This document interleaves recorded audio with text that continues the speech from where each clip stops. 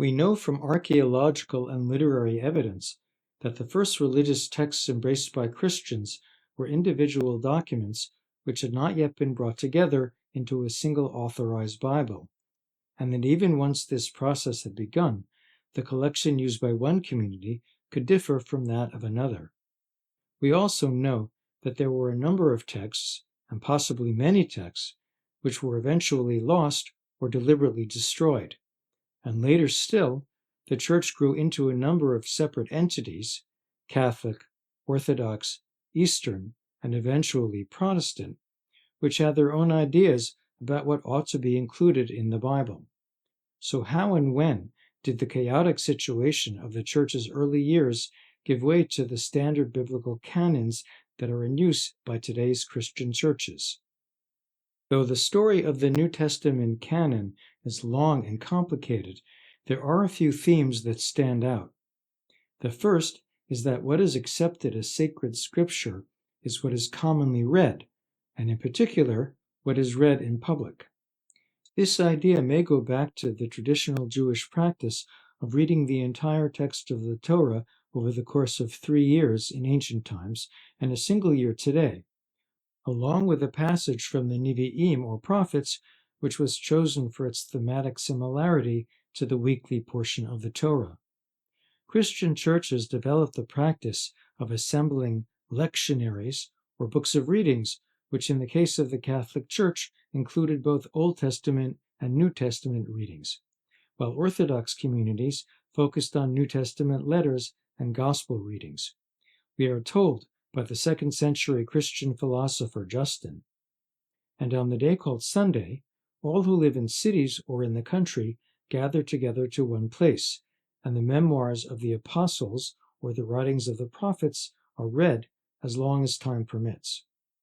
But just as the use of the codex and papyrus, rather than scrolls and parchment, set the Christian Bible apart from its Jewish counterpart, the readings given in churches were different because they were in Greek or Latin, languages that, at least originally, were easily understood by their congregations, whereas the Torah was read in Hebrew, even though the Jews of the time tended to speak either Greek or Aramaic, which meant that the text had to be interpreted along the way.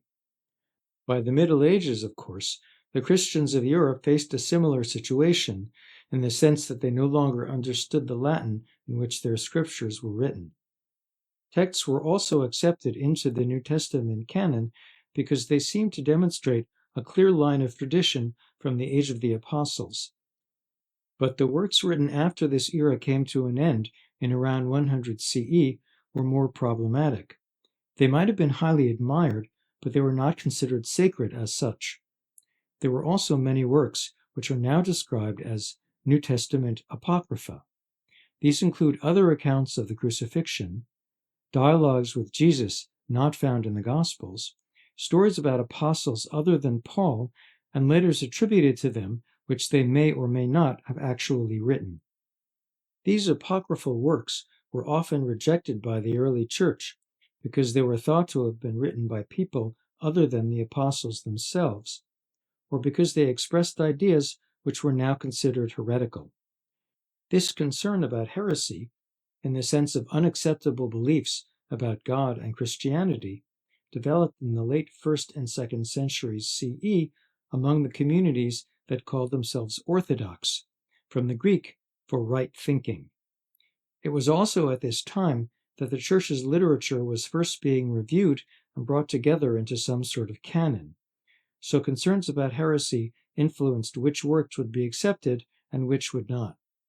Perhaps most importantly, there was at the time a conflict between the Orthodox establishment and a number of churches which modern scholars describe as Gnostic, from the word gnosis, or knowledge.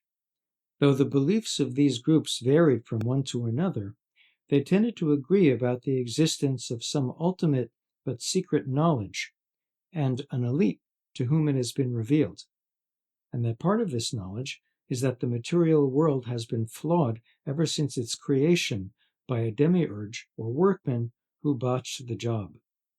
This was the God described in the Old Testament, while the real truth was being revealed to the fortunate few by a higher source, whom Gnostics identified in various ways. Some said he was Jesus, and others the serpent in the Garden of Eden. The Gnostics also tended to adopt the ancient Greek distinction between matter and spirit, and to see their goal as liberating the human spirit from the matter that imprisoned it.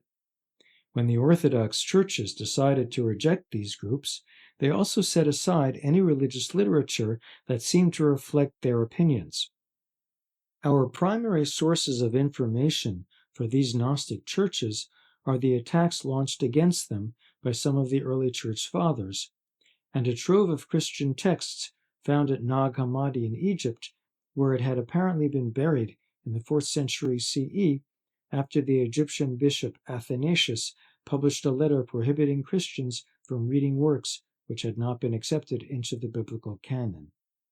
One of these texts was the Gospel of Thomas, which might actually be older than the 4 canonical Gospels. Rather than a narrative like the others, it's a collection of the sayings of Jesus, which means that it has the same form as the theoretical source of the sayings recorded in the Gospels, which scholars call Hugh. But it could be that this difference in form made it seem less suitable for inclusion in the New Testament than the other Gospels were. It might also have been considered too Gnostic, because it suggests that Jesus had a secret message which could bring salvation even in this world. Another vitriolic dispute surrounded a theologian of the 2nd century named Marcion, who completely rejected the Old Testament as a source of prophecy or doctrine because he saw its God, whom he described as harsh and heartless, as unrelated to the Father described by Jesus in the Gospels. He may also have rejected parts of the New Testament and rewritten others because they did not agree with his theology.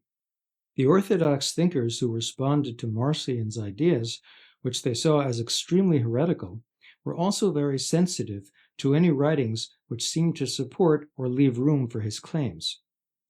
We should bear in mind that even when a given text did not raise any particular theological issues for the Christians who were reading it, the Church developed in a world in which every book had to be copied by hand and could not easily be transported from one place to another. This meant that the texts known and read by Christians in one region might differ somewhat, or even a great deal, from the ones that were being read across the Mediterranean. And we have already pointed out that the early Gospels were not bound into collections whose contents could be standardized across the Christian world, but were copied and read as individual documents. In fact, at the beginning of the 3rd century CE, the church father Irenaeus, who was the bishop of Lyon in France, argued against people who accepted either more or fewer than the 4 Gospels known to us today. The middle section of the New Testament, the letters of the Apostle Paul, seem to have been collected together in some form by the late 1st century. But among these letters are some that many people now consider Paul's in name only, because their language or their ideas are different from the others, or they write about issues which would only become important after Paul's time.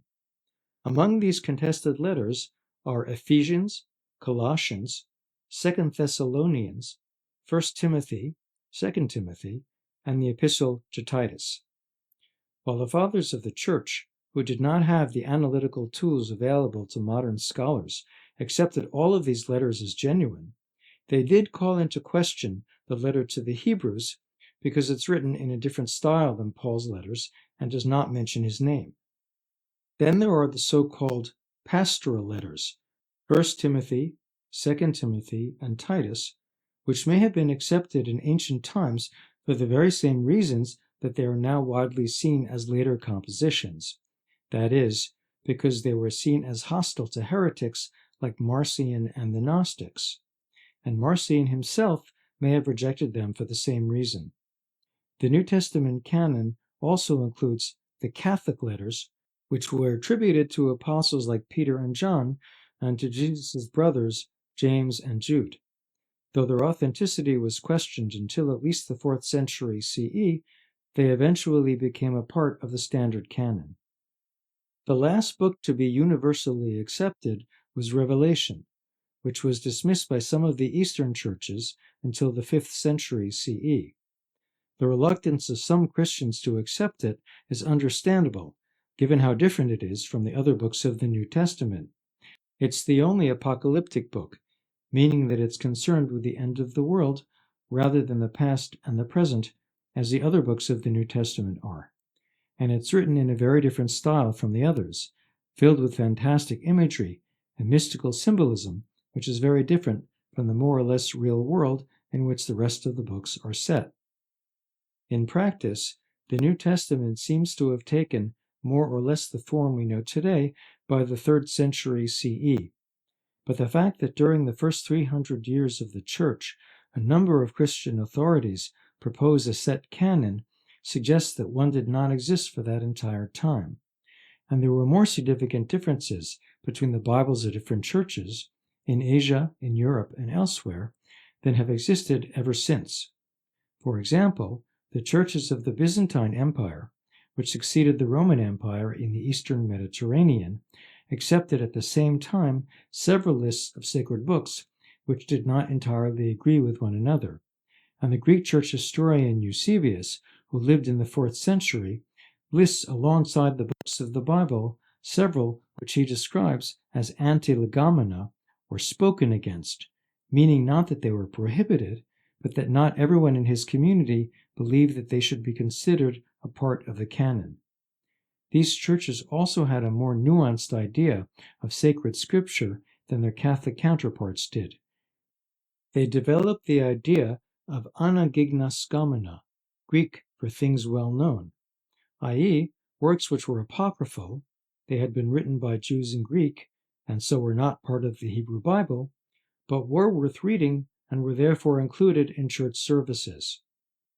One of our earliest hints as to what Christians were actually reading in the first 200 years of the Church comes from Irenaeus, who quoted from 21 of the books that would end up as part of the New Testament.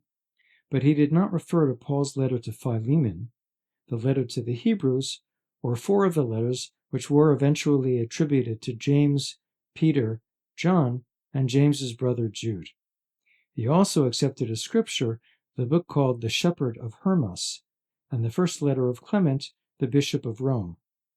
The Shepherd, which seems to have been written in the mid-2nd century CE, is made up of a series of allegorical visions and commandments which set out a program of Christian ethics and practice. Clement, on the other hand, was a late 1st century writer whose letter, which is one of the first popular Christian works written after the New Testament itself, outlines the theological principles established by the apostles after the death of Jesus. One of the first deliberate attempts to record a canon for the use of Christians is the so-called Muratorian fragment, which has been dated to the late 2nd century CE. This is a document associated with the Church of Rome, which lists and describes the books of Scripture it considers acceptable to the Catholic community. It also explicitly rejects some works as Marcionite and attacks the Gnostics, while it accepts the book called the Apocalypse of Peter, which is our earliest Christian description of heaven and hell, though it acknowledges that some of the members of the Roman Church did not want it to be read in public. Then there is the Shepherd of Hermas, which it considers worth reading, but excludes from church services because it is recent and did not therefore originate from the prophets and apostles. The general impression we are left with is that at the time this list was made, there was still a great deal of disagreement over which works were sacred scripture, which were acceptable, but to a lesser degree, and which should be actively prohibited. The list of books accepted by Catholics was solidified by the publication of the Vulgate, the Latin translation made by Jerome in the 4th century, which has been the standard Catholic text ever since. Jerome himself was not in favor of granting the Greek apocryphal books the same status as the original Hebrew ones, but he agreed to include several of those books because of their popularity, while others had already been translated into Latin and so were added to Jerome's edition. One of the first of our sources to list all 27 books of the modern New Testament was the Egyptian bishop Athanasius. In a letter he wrote to his congregation in 367 CE, he describes these books as canonizamena, or canonized. He also mentions a number of books which he considers instructive for people new to the faith, such as the Wisdom of Solomon, Sirach, Esther, Judith, and Tobit.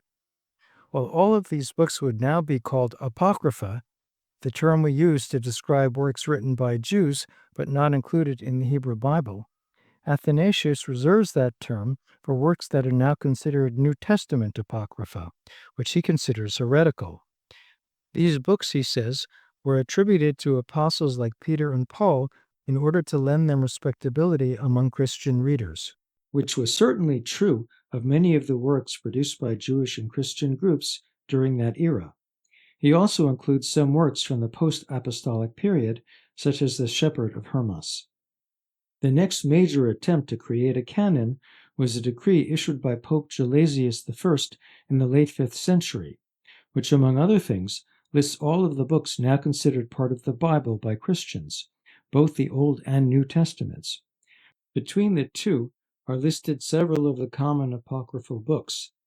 The decree then lists books it calls to be received, which includes the writings of the Church Fathers, and those which are not, which includes New Testament apocrypha, such as the Acts of Andrew, of Thomas, of Peter, of Philip, and of Paul and Thecla.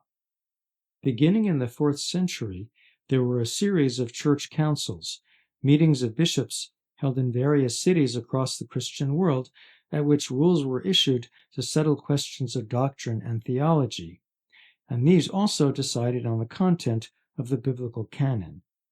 One of the first of these, which was held in 393 in Hippo in North Africa, issued a rule that established which books should be accepted, though even by that time the Catholic canon seems to have been what it is today.